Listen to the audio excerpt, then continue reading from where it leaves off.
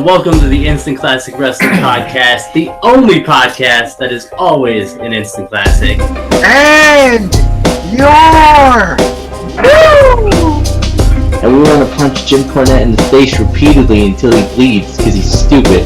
Hot tag, Hot tag. Hot tag. Okay, I got you. I'm coming in hot. You know, I'm gonna hit that Big E spear.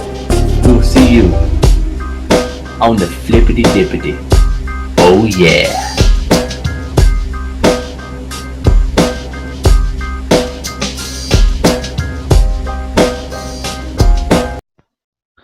What is going on, guys? It is time for your road to WrestleMania road trip thing that I can never remember the name of because it's too doggone long, Casey. It's all your fault. You make names long, then expect people to remember them.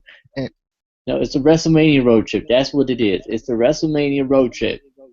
It's the just a Mania WrestleMania triple review. roads. It's just The triple roads of Romanias and wrestling.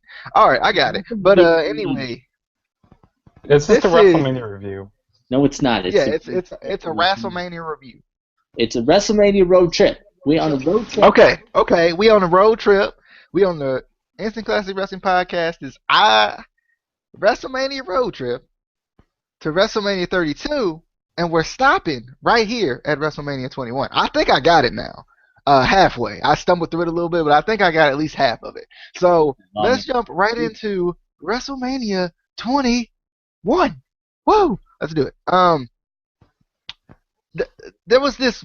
I don't really note video packages on these WrestleMania reviews, but there was this really weird video package on this one. I remember it from like watching this pay-per-view live, but for some reason watching it back, I was like, why was that even there? Why did we need that? Because it was there was some funny Hollywood. moments. I get that, but there were some funny moments in it, but it was still it still felt stupid to me. Any thoughts, Justin, on the video package? I don't really have any thoughts. I mean, there were some funny parts. I like the Stone Cold Steve Austin one when he was like in the gladiator type of thing, but that's pretty much the only one I really liked. I mean, yeah, that's pretty much the only one I liked. Okay, Casey.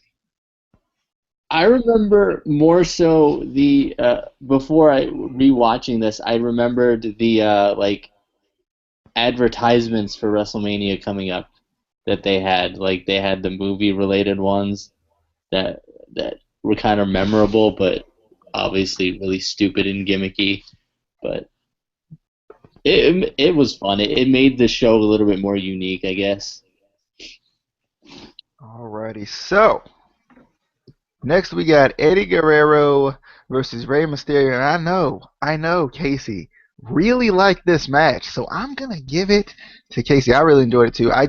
My computer hates me, and it restarted and took away the notes for the first two matches, so I'm giving them away. I'm giving them away for a small sum of $9.99.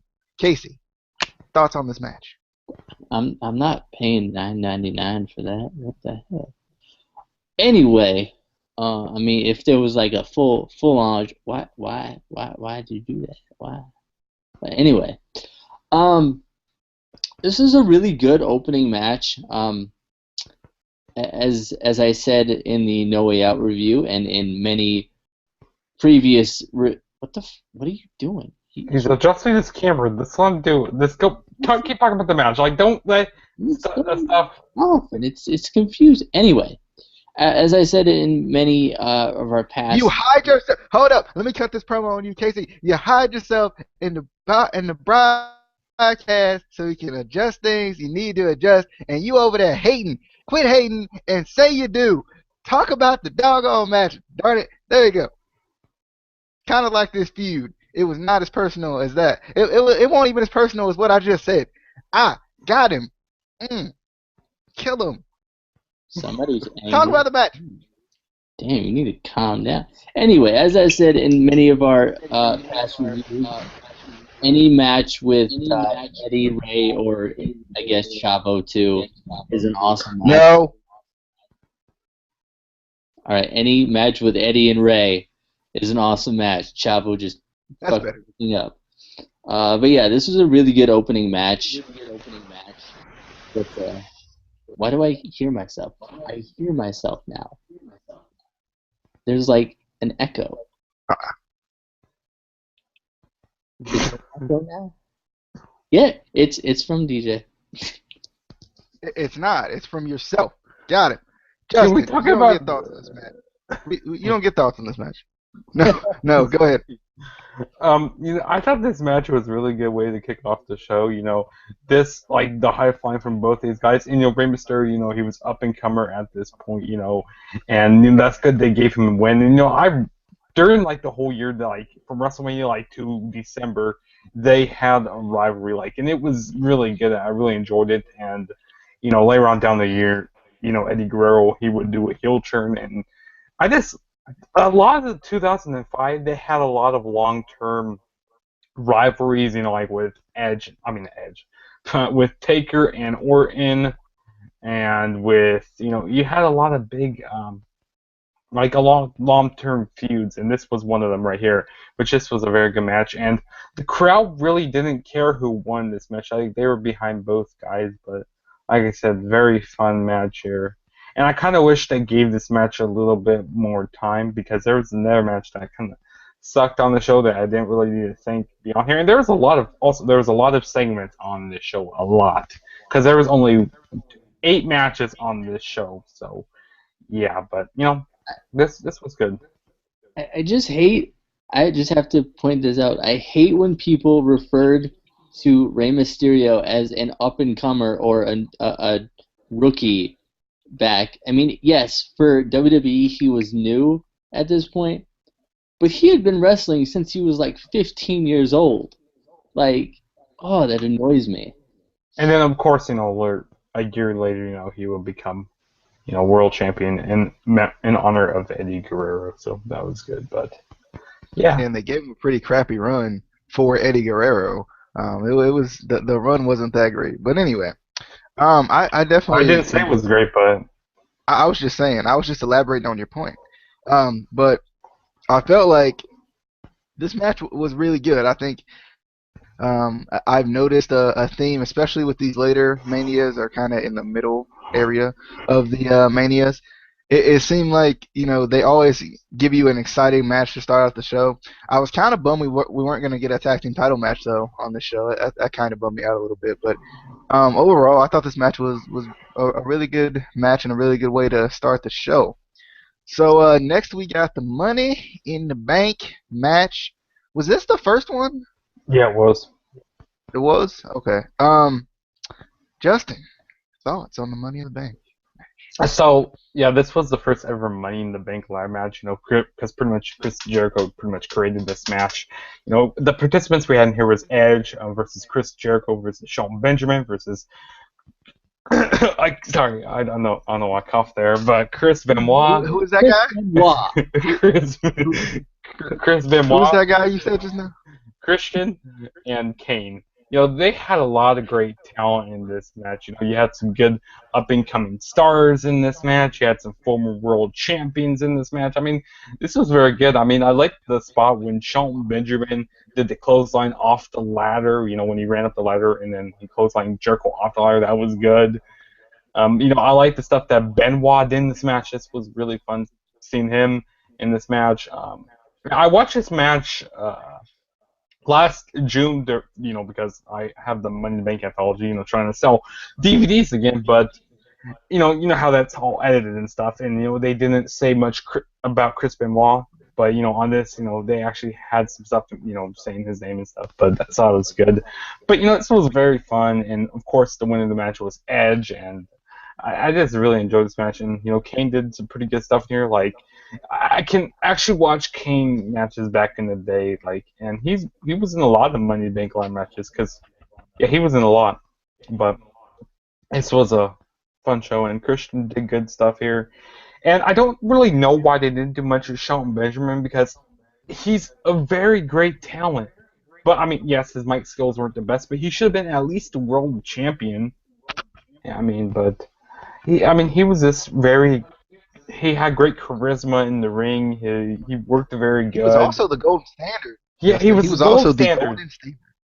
I just don't know why they never gave him a world championship, but And like I said, Well, of course, Edge won this match, and he would hold it for like 10 months, and then, of course, cash in on John Cena at the 2006 New Year's Revolution. So, yeah. I also feel like with piggybacking on the Shelton Benjamin thing, he wasn't really like now. I feel like he maybe could make it as a world champion, but back then they weren't looking at guys in that fashion. Like those smaller guys weren't really the guys going after the world title at that time. You had the guys like Triple H, and I mean Orton's not huge, but Even even now, I couldn't really see Shelton Benjamin as world champion. I could see him like as a really good intercontinental champion and building that up, but I couldn't necessarily see him as the world champion. But all right. Casey, any thoughts on the Money in the Bank? Well, first of all, again with this back in the day shit, 2005 was not back in the day. God. I mean, Justin's only 12. Come on, man. Anyway, it's still back in the day. No, it wasn't. Shut up. It's in the past, so yeah, it's still back in the day. Back in the day does not start until at least 92. Then you can start saying back in the day.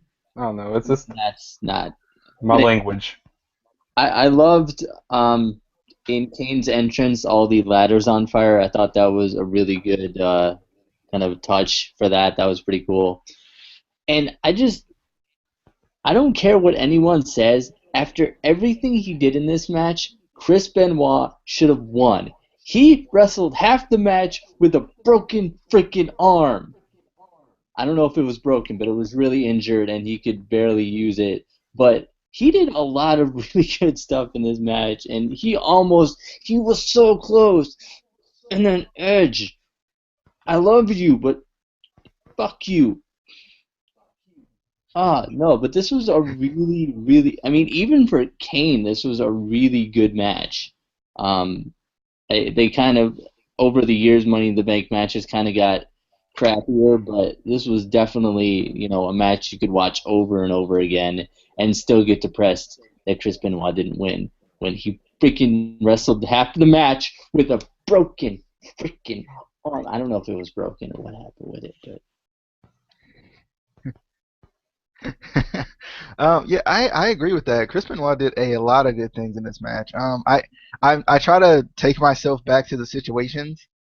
In these, like watching these older pay-per-views, I'm like, was I cheering for Chris Benoit this time? Because I don't really remember. Like there's like, obviously I think there's some matches that you just like who you were cheering for in that moment. But others like you don't necessarily remember. I remember this one, and I think I was cheering for anyone but Edge. I think, and probably Kane because Kane scared me at this point. But I think I remember when he went up the ladder and he got hit by the chair at the end. I was like, no, not this way, come on, because it just looked like he was gonna win. Like he did pretty much everything in this match, except for the crazy spots that Shelton Benjamin did. But I definitely enjoyed this Money in the Bank match. But let's continue. We got a Eugene segment. Yeah, we got a Eugene segment. Eugene came out and talked about how excited he was, and then Muhammad Hassan came out, said he's gonna create his own moment. He attacks Eugene, and then Hogan comes out to take out Muhammad Hassan, and the crowd ate Hogan up. They were loving it. I remember this moment. I was loving it. But I don't know if either of you guys feel this way. But Muhammad Hassan and Jinder Mahal look like the same person. Like even if you put pictures side by side of them, they look like the same. I'm telling you, go look it up right now and tell me they don't. They sit racist. I'm not being racist. They really look like the same person. I didn't say you and Justin look like the same person. Look the same. I never said that. I just said hypothetically in these two scenarios. They just look the same to me. But I remember back when Eugene was a thing. I loved Eugene as a character. He was hilarious. I don't think I got it when I was younger, because it was really a kind of messed up character, I guess you could say. But Eugene was fun to watch, and he always used to do the little parodies of everybody's finishers and stuff like that. I remember playing with him in, what was it, SVR 2007 or something, 2008, something like that. I can't remember which one it It was, was but '07. I 07, okay. Yeah, I liked playing with him on the game and everything, but looking back on it, that was risky. Both of these, I forgot Muhammad Hassan as well. Both of these were very risky characters. But yeah, Casey. WWE with this segment outdid themselves with offending people. They got the racist and a mentally challenged, which wouldn't be that bad, honestly, if they had a legitimate, like, mentally challenged person and did something with him. That would have been fine. Like, give this kid his dream come true. Let him be a WWE superstar and a storyline. That would have been cool. But this guy had no mental. This was a completely, like, I don't want to say normal because not saying that mentally challenged people aren't normal, but he had no handicap. Like, it was just a guy acting like he was mentally challenged, which makes it even more offensive.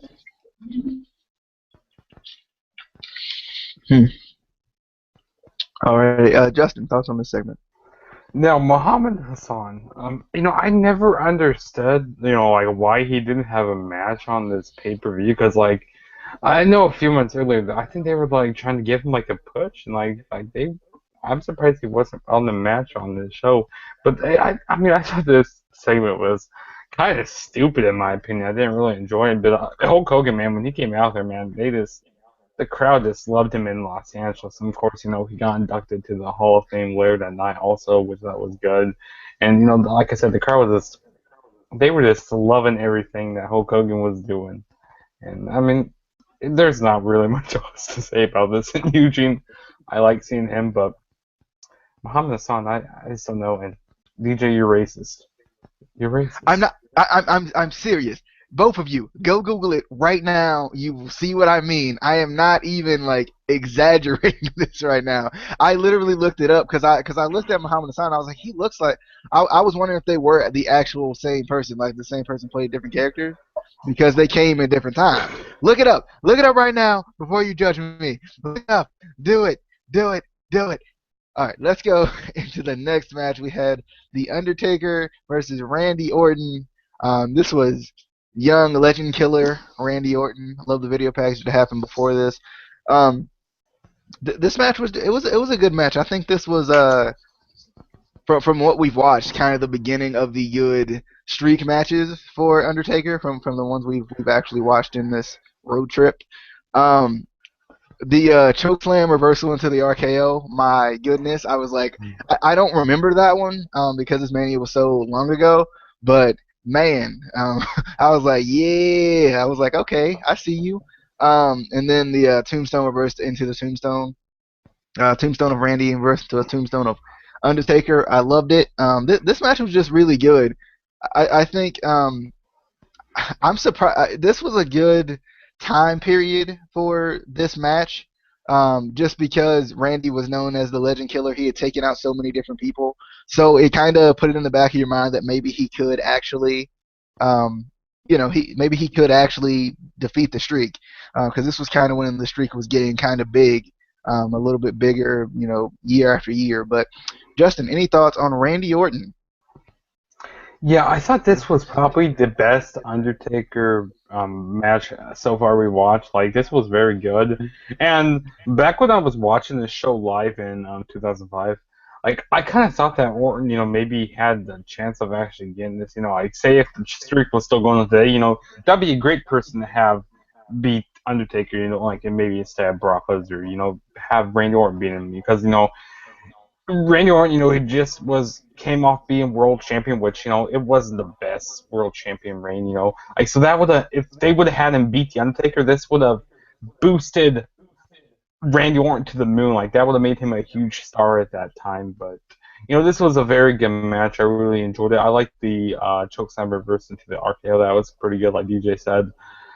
I like the double tombstone reversal. I'm botching my words there, but this was very good, and of course, Undertaker will win this match. And yeah, probably, like I said, the best Taker match I watched so far on here. And probably this is probably the best one of the best Orton matches, in my opinion. But yeah, Alrighty. at WrestleMania.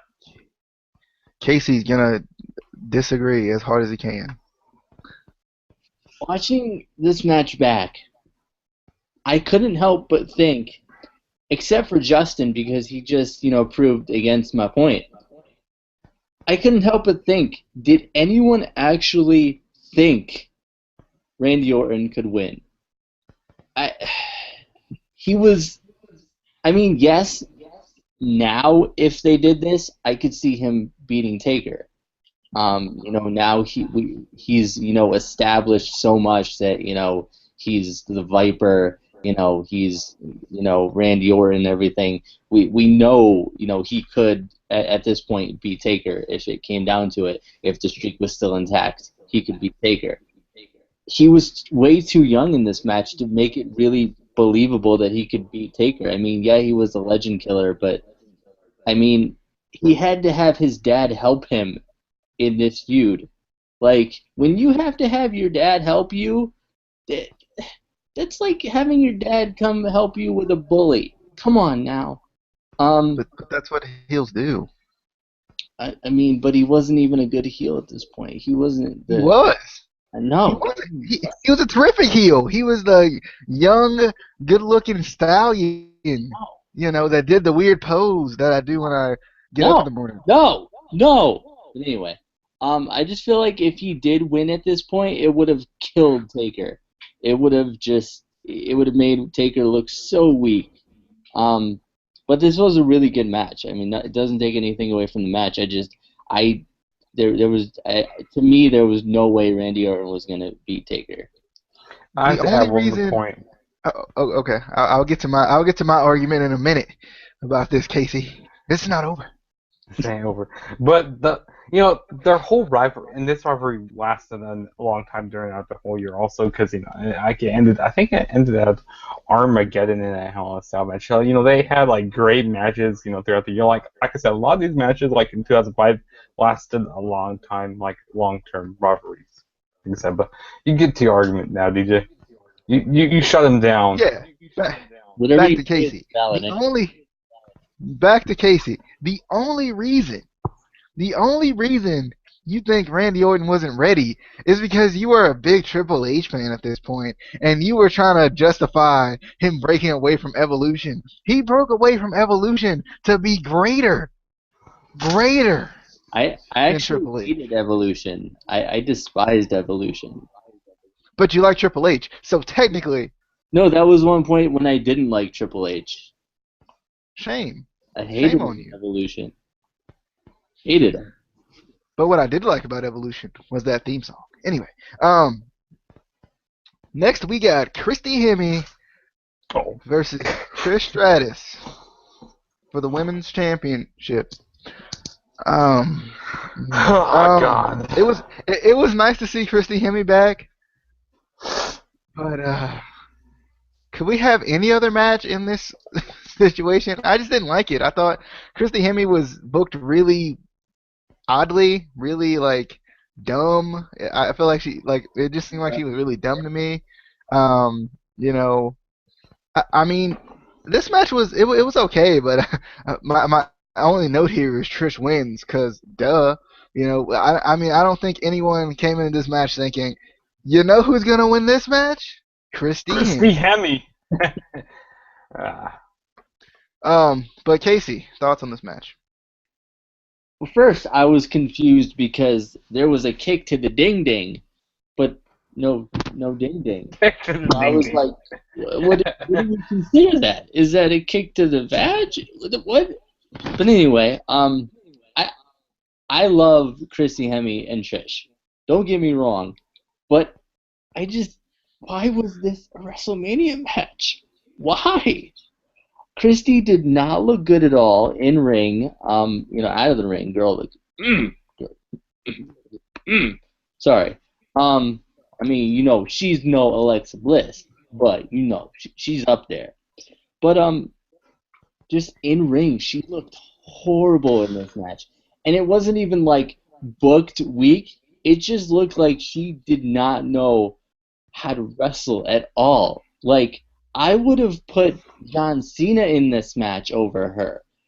And, just, oh my, Trish won. Trish won. I mean, and she kind of looks bad too.